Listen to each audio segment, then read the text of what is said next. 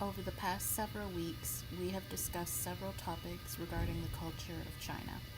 One particular part of the Chinese culture has included the one child policy. A particular reason our group has chosen this topic to analyze is because of it being one of the many ways that Chinese culture differs from American culture in regards to hot button social issues like reproduction rights. Too large, and economic growth was being negatively affected.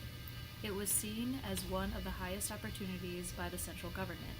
It was believed that to control the quality of life in China, they needed to control the quantity of people that lived in China.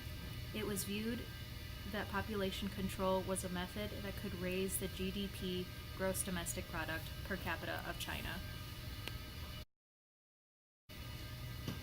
So the policy was heavily promoted through publicizing educational propaganda, offering incentives and disincentives, and applying strong social pressures.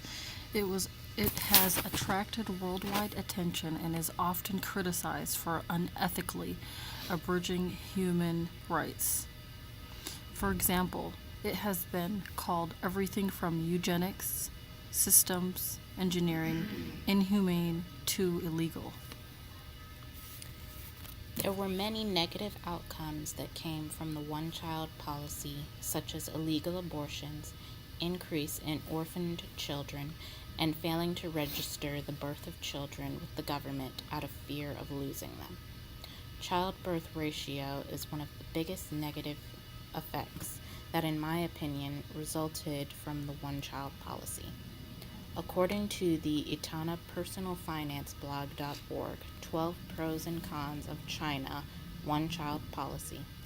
In mainland China, the ratio of boys born compared to girls born reached a peak of 117 to 100 after 1990, which is thought to be above the natural 111 to 100 ratio that can occur.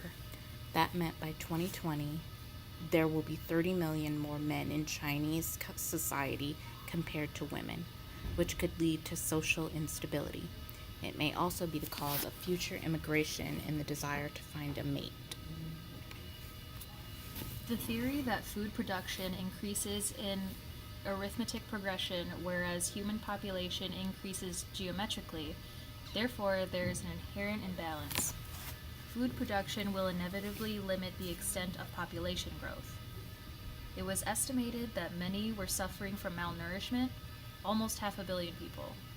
It was widely thought that the rapid growth in population was the chief factor contributing to poverty and backward economic conditions. The only possible choices for social policies were to increase mortality or decrease the birth rate. Increasing mortality is not an ethically viable option.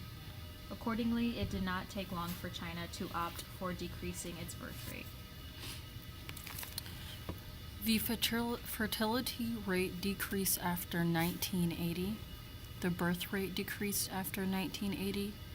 The overall rate of natural increase, so the difference between the birth rate and the death rate, declined.